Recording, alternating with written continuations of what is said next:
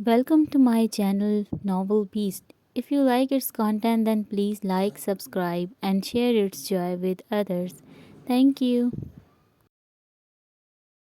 चलो ठीक है, मैं वाकई बहुत थक गई हूँ। सीढ़ियाँ चढ़ने की तो बिल्कुल हिम्मत नहीं है, इसने कहा और नूरी को लिए माल से बाहर जाने वाले रास्ते की सिमत बढ़ गई। जाले ऊपर रेहान शेख की तरफ बढ़ी थी। वानिया नूरी के हमरा माल से बाहर निकल गई। जाले ने एक नज़र देखा और ऊपर की सिमत कदम बढ़ा दिए थे। वो दोनों 5 मिनट के अंदर ही फूलों के फेस्टिवल तक आ गई थी। आरफीन इन लोगों को लेकर बाहर आ गया। पहली नज़र वानिया पर ही पड़ी। और शुक्र है आज की तारीख में तुम लोगों की शॉपिंग मुकम्मल हुई। हीरा ने शुक्राना पढ़ते हुए तलाशी निगाह इधर उधर दौड़ाई। वानिया जाले कहाँ हैं? वो असल में बाबा भी वहीं आ गए थे, तो वो इनके साथ आ रही है, हम वापस आ गए। अचानक से इसे ज़ोर का चक्कर आया था। इसने सहारे के लिए गाड़ी पर हाथ रखा। सिमन तेज़ी से आगे बढ़ी। वानिया तुम ठीक हो? इसने रज़ा को हीरा को दिया और वानिया को थामा। आरफीन ने भी फिक्रमंदी से इसे देखा था। जी सिमरन भाभी, मैं ठीक हूँ, शायद थक गई हूँ। हाँ तो जाहिर है, 3-4 घंटे शॉपिंग के लिए इतना चली हो तो थकोगी ही। और इस लड़की को देखो, अभी तक दिल नहीं भरा इसका। मुझे यकीन है अब वो अंकल को भी खूब घुमाएगी, सिमरन ने बरहमी से कहा। इसी दौरान इतनी ज़ोरदार धमाके की आवाज़ गूंजी थी, कितनी ही देर तक कान जैसे सुन होकर रह गए हों। दिल थम सा गया था। कुछ समझ नहीं आया ये हुआ क्या था। सब आसपास के लोग इधर उधर भाग रहे थे। गोया चंद ही सेकंड में एक हलचल सी मच गई थी। वहाँ एक कोहराम सा भरपा हो गया था। आरफीन के दिमाग ने तेज़ी से काम किया। यहाँ बम ब्लास्ट हुआ है, जल्दी से गाड़ी में बैठो। आरफीन ने जल्दी से इन सबको गाड़ी में बिठाया और दरवाजे को लॉक किया। आरफीन जाले, सिमरन ही नहीं हीरा और मकसूम को भी जाले की फ़िक्र सताने लगी। वानिया तो बोल रही है वो रेहान अंकल के साथ आ रही है। वानिया तुमने देखा था ना जाले को रेहान अंकल के साथ? आरफीन ने पीछे पलटकर जल्दी से वानिया से पूछा। जी आरफीन भाई, वो मेरे सामने पापा के पास गई थी। फिर ठीक है, रेहान अंकल बहुत ज़िम्मेदार हैं, वो समझ गए होंगे इस नौयत को, और शायद वो तो अब तक निकल भी चुके होंगे। आरफीन ने गाड़ी स्टार्ट की। आरफीन मुझे तसल्ली नहीं हो रही, तुम फ़ोन करो। सिमरन का दिल बहुत बेचैन हो गया था। दिल बैठा जा रहा था। वो जाले को अपनी नज़रों के सामने देखना चाहती थी। आरफीन ने गाड़ी चलाते हुए अपना मोबाइल निकाला, मगर बदकिस्मती के मोबाइल सर्विस ऑफ जा रही थी। ओह शिट, नेटवर्क काम नहीं कर रहा। इसने तेज़ी से स्टीयरिंग को घुमाया। वानिया तुमने देखा था ना जाले रेहान अंकल के साथ थी ना? हीरा एक बार फिर अपनी तसल्ली चाह रही थी। जी हीरा, वो मेरे सामने ही बाबा के पास ऊपर जा रही थी। इसका खुद का दिल भी बुरी तरह घबरा रहा था। वो खुद गिल्टी फील कर रही थी। वो खुद को मोर्दे इल्ज़ाम ठहरा रही थी। या तो वो जाले को ज़बरदस्ती अपने साथ लेकर आती, या फिर इसी के साथ ही रहती। पता नहीं मेरा दिल क्यों इस कदर घबरा रहा है। जाले बहुत बेवकूफ़ है, इतनी देर लगाने की क्या ज़रूरत थी। आ जाए ये मेरे सामने, आज इसकी अच्छी तरह क्लास लेती हूँ। लबो लहजे में फ़िक्र और गम के साथ गुस्से का अंसर भी शामिल था। मैं तुम लोगों को घर छोड़ दूँ, फिर दोबारा यहाँ वापस आ जाऊँगा। आरफीन को इन लोगों की भी फ़िक्र हो रही थी, और सबसे ज़्यादा रज़ा की, जो इस ज़ोरदार धमाके की आवाज़ से बुरी तरह रो रहा था। पागल हो क्या? हालात देख रहे हो किस कदर ख़राब हो गए हैं। मैं तुम्हें वापस नहीं आने दूँगी, और क्या पता वो रेहान अंकल के साथ अब तक घर भी पहुँच चुकी हो। सिमरन ने इसे घर का और फिर रोते हुए रज़ा को चुप कराने की कोशिश करने लगी। धमाका इतना ज़ोरदार था कि शॉपिंग मॉल की कांच की दीवारें टूट गई थीं। शॉप्स का सामान इधर से उधर बिखर गया था। वो इस अचानक बिगड़ती आफात पर बुरी तरह घबरा के रह गई थी। लोग चीख चिल्ला के एक दूसरे को धक्के देते हुए भाग रहे थे। हर कोई अपनी जान बचाने के दर पे था, क्योंकि बम ब्लास्ट यहीं शॉपिंग मॉल के अंदर हुआ था। लोगों का जमे गफीर ऊपर से आग फैलती जा रही थी। वो तो रोने वाली हो गई थी। आज इसका शॉपिंग का शौक़ इसे बहुत महंगा पड़ा था। आज अपने इस शौक़ से इसे हद दर्जा नफ़रत हुई थी। क्या करे, कुछ समझ नहीं आ रहा था। वो बेसिमत रास्ते की जानिब बढ़ने लगी। कोई शनासा चेहरा नज़र नहीं आ रहा था। रेहान अंकल भी जाने कहाँ खो गए थे। वो तो अब बाकायदा रोने ही लगी थी। जाले, जानी पहचानी गंभीर आवाज़ पर इसने पलट कर देखा, और अपनी किस्मत पर जितना मातम करती कम था। मगर ये वक्त ना तो मातम करने का था, ना कुछ सोचने समझने का। वो तेज़ी से इस शनासा चेहरे की तरफ बढ़ी और इसके सीने से लगी थी। जरमिल, اور زرمل کے پاس بھی بالکل وقت نہیں تھا کہ اس کے چپ کروائے یا کچھ پوچھے، کیونکہ اس وقت حالات بگڑتی نوعیت اس بات کی قطعی اجازت نہیں دے رہے تھے۔ نکلو جلدی یہاں سے۔ وہ تیزی سے اسے لیے دوسرے راستے سے باہر نکلا اور گاڑی میں اسے بٹھا کے ڈرائیونگ سیٹ سنبھالی۔ چند ہی منٹ میں وہ فل سپیڈ ڈرائیو کرتا ہوا اس ایریے سے باہر نکلا اور اسے اپنے ساتھ اس ہوٹل میں لے گیا جہاں وہ خود رہا تھا۔ اس دوران وہ مستقل رونے میں ہی مصروف تھی۔ وہ جانتا تھا وہ اس وقت ڈر اور خوف کے زیر اثر ہے۔ اسے بیڈ پر آرام سے بٹھا کر فریج سے اورنج جوس کا گلاس نکال کے اسے پلایا۔ آدھے گھنٹے میں وہ تھوڑا سیٹ ہو گئی تھی، مگر گرین کانچ میں ابھی بھی نمی زینت بنی ہوئی تھی۔ کیا کر رہی تھی تم وہاں اکیلی؟ وہ چیئر اس کے پاس لایا اور اس کے مقابل بیٹھ گیا۔ شاپنگ کرنے آئی تھی۔ یہ تو میں بھی جانتا ہوں کہ شاپنگ مال میں شاپنگ ہی کی جاتی ہے، مگر تم وہاں اکیلی تھی اور عارفین وغیرہ سب کہاں تھے؟ وہ سمرن ہیرا کے بارے میں پوچھ رہا تھا تو اس نے آرام سے ساری داستان اس کے گوش گزار کر دی۔ اف، تم تو ہو ہی بے وقوف، مگر عارفین اور سمرن سے مجھے اتنی بے وقوفی کی امید ہرگز نہیں تھی۔ اس کے لب و لہجے میں تھوڑی سی سختی در آئی تھی۔ بہت مشکل سے وہ اپنے بھڑکتے جاؤ جلال والے غصے کو کنٹرول میں کیے ہوئے تھا۔ مجھے وہاں چھوڑ دے، وہ لوگ پریشان ہو رہے ہوں گے۔ ظاہر سی بات ہے، تمہاری اس حد درجہ بے وقوفی پر پریشان ہی ہوں گے نہ کہ جشن منا رہے ہوں گے۔ تیز نظروں سے اس کا آنسو سے تر چہرہ دیکھتے ہوئے طنز کیا تھا۔ اگر کوئی اور وقت ہوتا تو وہ یقیناً اپنی اس توہین پر زرمل کو ٹھیک ٹھاک سناتی، مگر سب سے بڑھ کر وہ غلطی پر تھی اور اپنوں سے دور اس کمرے میں اس کے رحم و کرم پر تھی۔ وہ اگر غلطی پر بھی ہوتی تو بھی سنا دیتی، مگر اکیلی ہونے کی وجہ سے چپ کر گئی، اور پھر زرمل کے غیظ و غضب والے غصے سے بھی تو اچھی طرح واقف تھی، جو اس وقت اس کے چہرے پر تھا، جس کا اندازہ وہ اس کے دماغ کی تنی رگوں سے بخوبی لگا سکتی تھی۔ وہ سب لوگ گھر آ چکے تھے۔ ٹھیک اسی وقت عارفین کی گاڑی کے پیچھے ریحان شیخ کی گاڑی رکی تھی۔ عارفین نے پیچھے پلٹ کر دیکھا تو جیسے اس کے پیروں تلے سے زمین نکل گئی۔ وہ اکیلے تھے، زالے ان کے ساتھ نہیں تھی۔ وہ تیزی سے آگے بڑھا۔ ریحان انکل، زالے کہاں ہیں؟ زالے کو آپ کے ساتھ ہونا چاہیے تھا۔ نہ، میرے ساتھ تو نہیں ہے۔ ایک پل کو تو ان کا خود کا سر بھی چکرا کے رہ گیا تھا، جبکہ سمرن، اس کے تو جیسے ہوش و حواس ہی گم ہو گئے ہوں۔ آنکھوں کے آگے اندھیرا چھا گیا تھا۔ مقصوم بر وقت نہیں سنبھالتی تو وہ زمین بوس ہو جاتی۔ بابا، زالے آپ کے پاس ہی تو گئی تھی، شاپنگ مال میں نے خود دیکھا تھا۔ وانیہ کا دل بھی بیٹھا جا رہا تھا۔ نہیں وانی بیٹا، میں نے زالے کو نہیں دیکھا، اور پھر اچانک سے جو دھماکہ ہوا، شور شرابہ، بھاگ دوڑ میں تو فوراً سمجھ گیا کہ کہیں بم بلاسٹ ہوا ہے۔ میں فوراً وہاں سے نکلا تھا، بلکہ اس دوران میں مسلسل آپ سب کو باری باری کالز بھی کر رہا تھا، مگر نیٹ ورک ہی آف ہو گیا تھا۔ او مائی گاڈ، مجھے جانا پڑے گا۔ عارفین اندر سے بری طرح ڈر رہا تھا۔ وہ صحیح معنوں میں گھبرا گیا تھا۔ کئی وسوسے اس کے دل و دماغ میں کنڈلی مار رہے تھے۔ رکو بیٹا، میں بھی چلتا ہوں۔ زالے بیٹی ہماری مہمان، ہماری ذمہ داری ہے۔ نہیں ریحان انکل، آپ یہیں رکیں ان لوگوں کے پاس، میں جاتا ہوں زالے کو لانے۔ مقصوم، تم سمرن بھابھی کو لے کر اندر جاؤ، ان کا خیال رکھنا۔ ہیرا رضا کو سنبھالو، میں زالے کو لے کر آتا ہوں۔ پھر وہ بغیر کسی کی کچھ سنے گاڑی میں تیزی سے بیٹھا۔ گاڑی سٹارٹ ہی کی تھی کہ اس کا سیل فون بجنے لگا۔ اس نے موبائل دیکھا جہاں اسکرین پر زرمل کالنگ جگمگا رہا تھا۔ عارفین کے دل کو جیسے ایک سہارا ملا تھا۔ اس مشکل گھڑی میں اس نے جلدی سے فون ریسیو کیا اور کان سے لگایا۔ تھینکس زرمل، تم نے فون کر لیا۔ زالے میرے پاس ہے۔ واٹ، تمہارے پاس؟ مگر کیسے؟ اب یہ وقت بتانے کا نہیں ہے۔ یہ بتاؤ کہ کہاں رکے ہو؟ زالے بہت رو رہی ہے، وہاں آنا چاہتی ہے۔ شکر ہے خدا کا کہ زالے تمہارے پاس صحیح سلامت ہے۔ سمرن بھابھی کی طبیعت خراب ہو گئی ہے، میں پہلے انہیں بتاؤں۔ وہ سب تو ٹھیک ہے، مگر تم ہو کہاں؟ یار، حالات بہت خراب ہو گئے ہیں۔ زالے کو کہو کچھ دیر وہاں رکے، جیسے ہی حالات بہتر ہوتے ہیں میں خود اسے لینے آ جاؤں گا۔ اوکے، اور سب تو وہاں ٹھیک ہے نا؟ ہاں سب ٹھیک ہے، اوکے، اللہ حافظ۔ کیا ہوا، سب خیریت ہے نا؟ کس کا فون تھا؟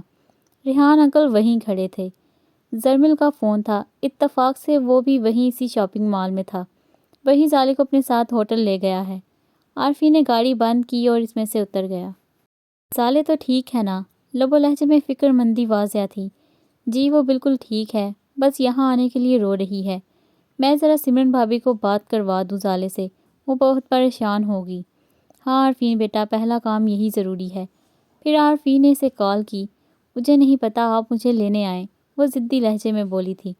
ظالے گڑیا، ایک تو حالات بہت خراب ہو گئے ہیں، اوپر سے دیکھو ٹھنڈ کس قدر بڑھ گئی ہے، اور اس دھماکے کی وجہ سے سڑک پر برف کا بھاری تودہ گر گیا ہے۔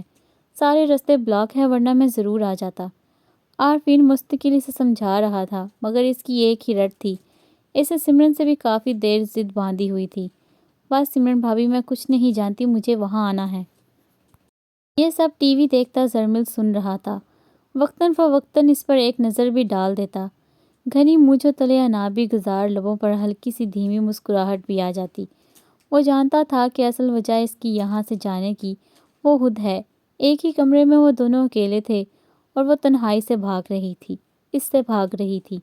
ٹھیک ہے عارفین بھائی، آپ مجھے پیدل لینے آ جائیے۔ خدا کو مانو یار، کیوں اس ٹھنڈ میں میری کلفی جماؤ گی؟ اس کی چھوٹی سی عقل پر ماتم کرنے کو جی چاہا تھا، بلکہ وہ خود بھی اچھی طرح سمجھ گیا تھا کہ وہ یہاں آنے کی کیوں ضد کر رہی تھی۔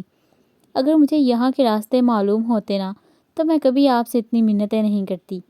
اچھا، تو بلیک میل کیا جا رہا ہے۔ اچھا خیر چھوڑو، یہ بتاؤ کھانا کھایا تم نے؟ نہیں، اور کھاؤں گی بھی نہیں۔ وہ تو زرمل تمہیں کھلا ہی دے گا، میں مطمئن ہوں۔ عارفین بھائی، میں آپ کا گلا دبا دوں گی، غصے سے چیخی تھی۔ شرم تو نہیں آ رہی؟ میں یہاں اپنا ہنی مون منانے آیا ہوں اور مجھے مارنے کی دھمکی دے رہی ہو؟ باہر میں گیا آپ کا ہنی مون۔ اس کے یوں تن کر کہنے پر عارفین کا بھرپور کہا کمرے میں گونجا۔ یار قسم سے، میں تو ابھی آ جاؤں تمہیں لینے، مگر یہ مقصوم اشاروں میں منع کر رہی ہے، بول رہی ہے میں اپنے اکلوتے شوہر کو اس ٹھنڈ میں باہر جانے نہیں دوں گی، اور اگر یقین نہ آئے تو میرے سامنے بیٹھی ہے، خود ہی پوچھ لو۔ مقصوم اپنی طرف رخ دیکھ کر بری طرح گڑبڑا کے رہ گئی۔ وہ جن دونوں کی باتوں سے محظوظ ہو رہی تھی، عارفین کے جھوٹ بولنے پر گھور کے دیکھنے لگی۔ فون کے لاؤڈ سپیکر آن ہونے کی وجہ سے سب ایک دوسرے کی گفتگو بآسانی سن رہے تھے۔ اگر میں مقصوم بھابھی کو نہیں جانتی تو یقیناً آپ کو جورو کا غلام کہتی، وہ دانت پیس کے بولی۔ لیکن میں زرمل کو ضرور بول سکتا ہوں۔ وہ چھیڑنے سے باز نہیں آیا۔ عارفین بھائی، لکھ کر رکھ لیں، آپ میرے ہاتھوں ہی قتل ہوں گے۔ کیا اول فول بول رہی ہو ظالے؟ بغیر سوچے سمجھے جو منہ میں آئے بول دیا۔ کہا نہ کہ حالات ٹھیک نہیں ہیں، ٹھنڈ کے علاوہ سارے راستے بلاک کر دیے گئے ہیں۔ تم زرمل کے ساتھ ہی ہونا، ہم کل صبح تمہیں لینے آ جائیں گے۔ اب چپ کر کے کھانا کھاؤ اور سو جاؤ، اور رضا کی بھی فکر بالکل مت کرو، وہ میرے پاس ہے، کھانا کھلا کے سلا دیا ہے میں نے اسے۔ سمرن نے اچھی خاصی ڈانٹ پلا دی۔ انہوں نے مقصوم کو بھی بغور دیکھا کہ کہیں سے ظالے کی بات ناگوار تو نہیں گزری تھی۔ آخرکار وہ مقصوم کا شوہر تھا۔ مگر سمرن بھابھی، وہ منمنا کے رہ گئی۔ کوئی اگر مگر نہیں، بہت اچھا ہوا تمہارے ساتھ۔ آج کے بعد تمہیں نصیحت ہو گئی ہوگی، شاپنگ کا شوق بھی ختم ہو گیا ہوگا آج کے ہولناک واقعے کے بعد۔ سمرن اس کے باقی الفاظ ہونٹوں کے اندر ہی دم توڑ گئے تھے، کیونکہ زرمل نے اسے سیل فون لے کر سب کو گڈ نائٹ کہہ کر فون آف کر دیا تھا۔ موبائل ٹیبل پر رکھ کے اس کی طرف مڑا تھا۔ سب سے بات ہو گئی؟ خوب تنگ کر لیا تم نے سب کو؟ اب ایسا ہے کہ کھانا ٹھنڈا ہو رہا ہے، آ کر کھا لو۔ نرمی سے بولتا ہوا پرشوق نظروں سے اس کی گرین کانچ میں جھانکنے لگا۔ مجھے بھوک نہیں لگ رہی ہے، نہیں کھانا کھانا مجھے۔ اس نے تنگ کر کہتے ہوئے نظروں کا زاویہ ہی بدل لیا۔ مگر سمرن کو تو بتا رہی کہ تم نے آج دوپہر کو بھی کچھ نہیں کھایا، اور جہاں تک میرے علم میں ہے تم بھوک کی بہت کچی ہو۔ پہلے کی ظالے اور آج کی ظالے میں زمین آسمان کا فرق آ گیا ہے۔ وہ اسے سیدھے منہ بات ہی نہیں کرنا چاہتی تھی۔ قسمت نے بھی کہاں لا کر کس کے رحم و کرم پر مارا تھا۔ مطلب پہلے تمہارے سر پر سینگ نہیں تھے، اب تمہارے سر پر سینگ نکل آئے ہیں، ہے نا؟ پرمزاح انداز میں بولتا ہوا اس کے برابر میں ہی بیٹھا تھا۔ وہ ایک جھٹکے سے اس کے پاس سے اٹھی تھی۔ دیکھیں، مجھ سے زیادہ فری ہونے کی ضرورت نہیں ہے، اور آپ مجھ سے دور رہ کر بات کریں، بلکہ آپ کے لیے یہی بہتر ہوگا آپ مجھ سے مخاطب ہی نہ ہوں۔ زرمل نے ایک جاندار زندگی سے بھرپور کہا اس کمرے میں پھیلی خوشبو سے معطر فضاؤں میں لگایا تھا۔ اوکے، کوشش کروں گا، مگر فی الحال تو تمہاری لڑائی مجھ سے ہے نا، کھانے سے تو نہیں۔ اس لیے شاباش، کھانا کھا لو، ورنہ دوسری صورت میں مجھے تمہیں اپنے ہاتھوں سے کھانا کھلانا پڑے گا، جس میں مجھے کوئی آر محسوس نہیں ہوگی۔ اب تم بتاؤ، کھاؤ گی؟ میرے ہاتھوں سے کھانا ہے۔ وہ بھی کھڑا ہوا اس کے مقابل آ ٹھہرا تھا۔ ظالے کو اس پہاڑ جیسے وجود کے آگے اپنا آپ بہت ہی چھوٹا لگا تھا۔ اگر وہ چاہتی بھی تو مذمت نہیں کر سکتی تھی۔ اس کا مقابلہ کرنا اس کے نازک وجود کے بس کی بات نہیں تھی۔ وہ جب خالی پیٹ ہو تو ناممکن تھا۔ وہ اسے گھورتی اپنا پیر پٹکتی اس کے سامنے سے ہٹی اور کھانے کے ٹیبل پر آ کر بیٹھ گئی۔ پلیٹ میں تھوڑے سے چاول نکالے، اس پر اسپیگیٹی سلاد ڈالی اور چمچ سے دھیرے دھیرے کھانے لگی۔ اس پل وہ خود کو اس قدر بے بس اور تنہا محسوس کر رہی تھی کہ صرف دل سے یہی دعا نکل رہی تھی کہ زمین پھٹے اور وہ اس میں سما جائے۔ زرمل نے بغور اس کا سندر مکھڑا دیکھا تھا۔ اس کی گرین کانچ آنکھوں میں ایک سمندر ٹھاٹھے مار رہا تھا جس سے وہ باہر آنے کا راستہ نہیں دے رہی تھی۔ صاف لگ رہا تھا کہ وہ کھانا بھی زبردستی حلق سے نیچے اتار رہی ہے۔ اس کے ہاتھوں کی لرزش سے صاف ظاہر ہو رہا تھا کہ وہ اس کی بڑھتی ہوئی ٹھنڈ میں کپ کپا رہی ہے۔ وہ یہ بھی اچھی طرح جانتا تھا کہ وہ اس کی موجودگی سے گھبرا رہی ہے۔ اپنے گھر اپنوں سے دور وہ یہاں خود کو بہت اکیلا محسوس کر رہی تھی۔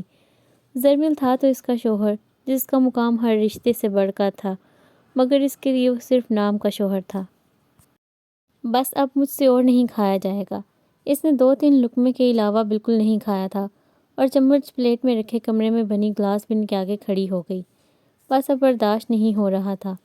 اس کا دل دکھنے لگا تھا۔ ایسا محسوس ہوا اب بند ٹوٹ ہی جائے گا۔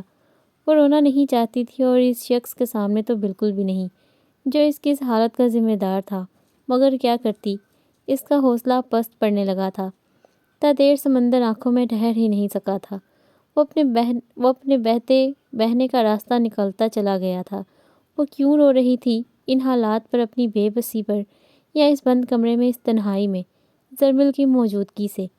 زرمل جو بغور اس کی حرکات و سکنات پر نظر رکھے ہوئے تھا، آرام آرام سے چلتا ہوا بالکل اس کے پیچھے، اس کے بے حد قریب آ ٹھہرا تھا۔ اپنے دونوں آہنی مضبوط ہاتھ اس کے نازک شانے پر دھرے، اس کا روح اپنی سمت موڑا تھا۔ کیوں مجھے تکلیف دے رہی ہو؟ تمہیں بہت مزہ آتا ہے نا مجھے درد دے کر؟ خوشی ہوتی ہے تمہیں میری بے بسی پر؟ ایسی حالت پر تمہارے دل کو تسکین ملتی ہے کیونکہ تم جانتی ہو کہ میں تمہیں کس قدر چاہتا ہوں، مگر تم جان کر مجھ سے نگاہ چراتی ہو، مجھ سے کترا کر نکل جاتی ہو۔ زرمل نے اس کی ٹھوڑی پر اپنی انگشتِ شہادت رکھی اور اس کا بھیگا چہرہ اوپر اٹھایا۔ زالے نے بہت مشکل سے اپنی بھیگی گرین کانچ اوپر اٹھائے تھے۔ اور آپ کا اپنے بارے میں کیا خیال ہے؟ 2 سال سے جو میں پل پر مر رہی ہوں، جتنی اذیت میں نے سہی ہے اس کا کوئی حساب نہیں ہے۔ وہ بھی بھڑکی تھی۔ اس کے الزام پر اس کے دونوں ہاتھ اپنے شانوں سے ایک جھٹکے سے ہٹائے اور 2 قدم پیچھے ہٹی تھی۔ مگر میں ازالہ کرنے کو تیار ہوں۔ کوئی ازالہ نہیں ہے اس کا۔ اگر ہے تو صرف ہماری جدائی۔ آپ کو مجھے بھولنا پڑے گا کیونکہ میں آپ کو بھول چکی ہوں۔ زالے نے کہتے ہوئے اپنا رخ اس کی سمت پھیر لیا تھا۔ یہی بات میری آنکھوں میں آنکھیں ڈال کر کہو۔ زرمل نے ایک جھٹکے سے اس کا نازک بازو اپنی مضبوط ہتھیلی کی گرفت میں مقید کیا اور ایک جھٹکے سے اسے خود سے قریب تر کیا تھا۔ زالے اس افتاد کے لیے قطعی تیار نہیں تھی۔ توقع نہیں تھی کہ زرمل یہ حرکت کر جائے گا، مگر وہ بھول گئی تھی کہ زرمل سے اب ہر بے باکی کی توقع کی جا سکتی تھی۔ وہ اس کے چوڑے سینے سے لگی اپنی بے ترتیب سانسوں کو بحال کرنے کی کوشش کر رہی تھی جو اس کی گرم سانسوں سے الجھنے لگی تھی۔ اسی وقت باہر ایک زوردار دھماکے کی آواز گونجی۔ جانے کیا ہوا تھا، بجلی گری تھی، بادل گرجے سے دھماکہ ہوا تھا یا کہیں برف کا بھاری تودہ گرا تھا، جس کی وجہ سے نہ صرف بجلی معطل ہوئی بلکہ اس گہرے سناٹے میں دور کہیں سے کسی جانور کی عجیب گررانے کی آواز آ رہی تھی۔ پورا شہر اندھیرے میں ڈوب گیا تھا کہ ہاتھ کو ہاتھ سجھائی نہیں دے رہا تھا۔ زالے کا دل بری طرح دھڑکا۔ اس کا سانس اندر ہی اٹک گیا تھا۔ اپنے بالکل قریب زرمل کے سینے سے لپٹی، اس کی شرٹ کو دونوں ہاتھوں میں زور سے دبوچ لیا۔ یہ کیسی آواز ہے زرمل؟ مجھے بہت ڈر لگ رہا ہے۔ مجھے میری ماما کے پاس جانا ہے۔ وہ تو باقاعدہ رونے لگی تھی۔ وہ کسی معصوم بچے کی طرح اس سے لگی اس کے اندر پناہ ڈھونڈ رہی تھی، ہر ڈر سے چھپ جانا چاہتی تھی۔ زرمل نے بہت گہرائی سے اس کو محسوس کیا تھا۔ کس قدر پاگل ہوتی ہیں یہ صنف نازک بھی، جن سے زخم ملتا ہے مرہم بھی ان سے ہی لگوانا چاہتی ہیں۔ زرمل نے اس کے گرد اپنا مضبوط حصار کھینچ دیا تھا، اس کے ہچکیوں کے زد میں وجود کو خود میں چھپا لیا تھا، اس کی پیشانی پر اپنے لب رکھ دیے اور دونوں بازوؤں میں اس نازک پیکر کو بھرے وہ بستر تک لے آیا تھا۔ وہ بہت احتیاط سے بستر پر لٹا دیا تھا۔ بس کچھ نہیں ہوا، میں ہوں نا، ڈرو مت۔ آج میں تمہاری ساری ناراضگی خود میں سمو لوں گا، تمہارے ایک ایک دکھ کا، اذیت کا مداوع کروں گا، تمہارے سارے زخموں پر اپنے پیار کا مرہم رکھ دوں گا۔ میں تمہیں مزید بکھرنے نہیں دوں گا زالے۔ وہ اس کے ڈرے سہمے چہرے پر اپنی انگلیوں کے لمس پھیرنے لگا، اور جب تک زالے کو ادراک ہوا بہت دیر ہو چکی تھی۔ وہ پوری طرح زرمل کی مضبوط باہوں میں قید ہو چکی تھی۔ زرمل نے اس کے گرد اپنی گرفت کا دائرہ مزید تنگ سے تنگ کرنا شروع کر دیا تھا۔ نہ تو اسے غصہ کرنے کا موقع دیا تھا، نہ ہی کسی قسم کی مزاحمت یا احتجاج کا۔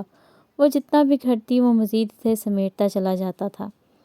اس ناول کو ریڈ کرنے کا آپ کا بہت شکریہ، اور اگر آپ کو اس کے باقی پارٹس ڈھونڈنے میں مشکل پیش آ رہی ہو تو پلیز آپ چینل کی پلے لسٹ وزٹ کریں، اور پلیز میرے چینل کو سبسکرائب کر دیں۔ شکریہ۔